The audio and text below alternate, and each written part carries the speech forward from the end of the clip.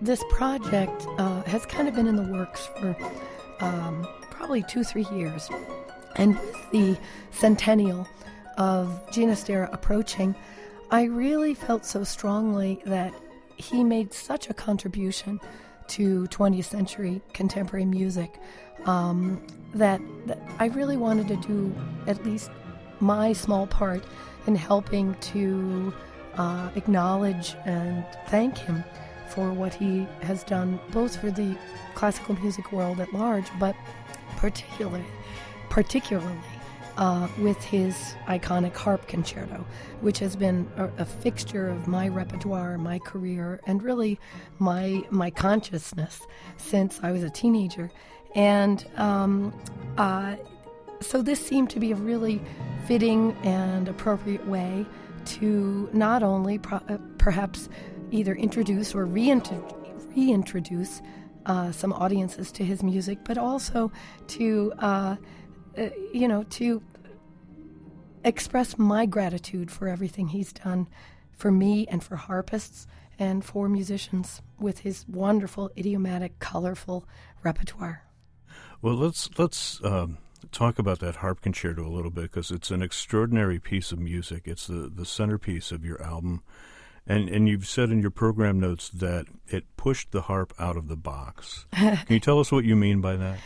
Yeah, well, there is a pretty fairly substantial amount of French repertoire for the harp, French concertos, Debussy, Ravel, Glière, or at least French style repertoire, I should say.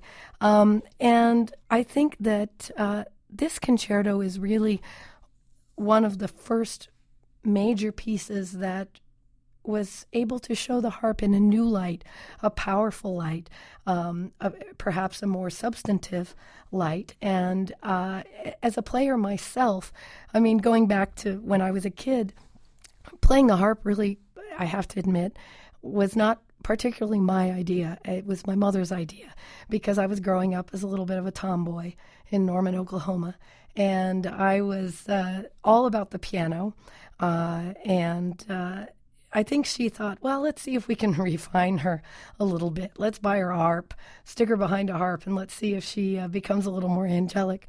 And I loved the harp from the beginning. I loved the way it felt. I loved the way it sounded. But my approach to the harp was just, I guess you could say, not all that angelic. And so this was really the first piece that I saw and learned that made me think that I could approach the harp in a slightly different way, perhaps a more powerful way. And Ginastera really gives the harpist a chance to, for lack of a better word, wail in this piece. And yet, on the other side of the spectrum, there is a chance to be incredibly introspective and incredibly warm and tender as well. And I think that speaks to his kind of yin and yang personality, which also related to my own personality as well, because at the same time I might have been a little bit of a tomboy and, loved to run and use my big muscles. I also loved reading, and I was also a pretty quiet kid. So I think not only did that increased, that expanded possibility appeal to me in his harp concerto, but also the fact that, he wasn't all one thing or all another, as I think, that would apply to most people in this world.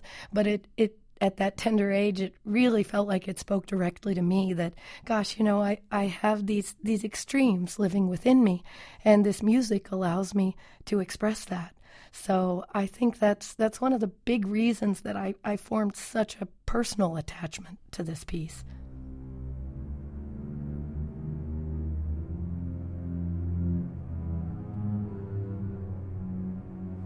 Well, it's obvious that you feel very, very passionate about the music itself, which, as you say, is not what we think of when we think of harp music or a harp concerto. The harp is very organic in this music, and I hear, especially in the second movement, I hear these little shades of like Bartók night music and things like that are really evocative, where the harp kind of melts into the orchestra, but and then comes back out again, as you say, wails as well.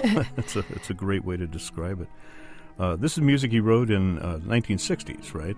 65, well, it was originally written in the 50s, okay. and it was revised.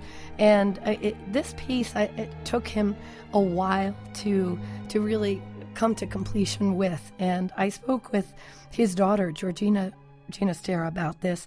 And she said it was probably a combination of the fact that he was always so backlogged with commissions, and probably as well because, the harp is a difficult instrument to wrap your head around.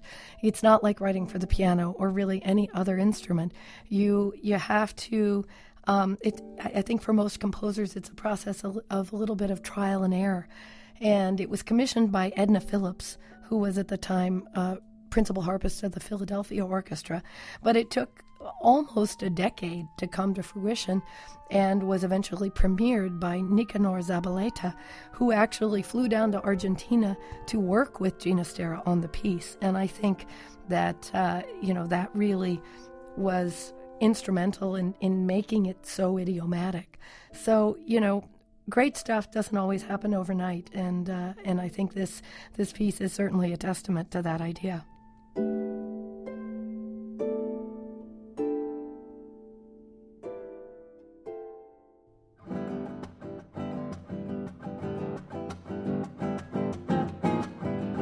Well, now, there are other works and other performers on the CD as too, so I want to go through and mention those as well. Of course, you're reteaming here with Jason Vieaux.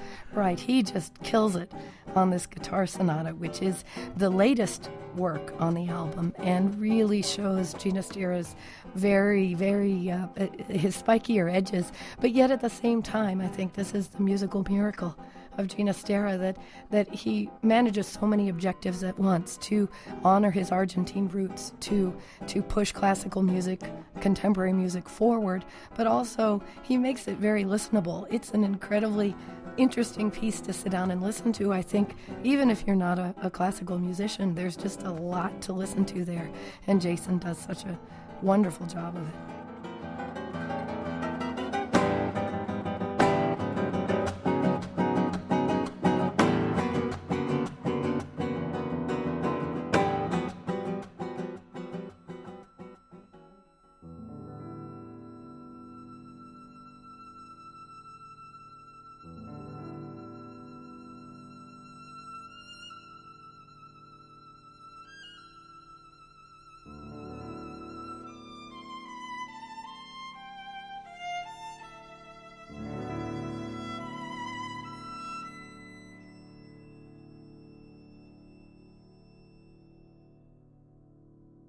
I was so thrilled to have the wonderful Gil Shaham and Orli Shaham contribute their talents to this album, and both of them, their musicianship is unbelievable, but their personalities and their warmth are equal to that, or even exceeding that. I think they're such special people, and I think that's almost what you need to bring Ginastera's music to life. You need a lot of warmth, you need a lot of humor, you need a certain kind of energy, and they both brought that to the Pompeiana number 1, which Gil Shaham did with Orli on the piano.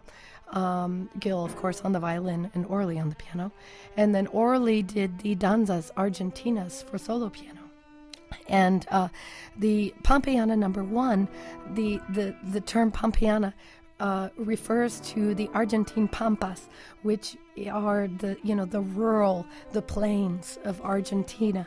And there's so much of that, again, the yin and the yang in his music.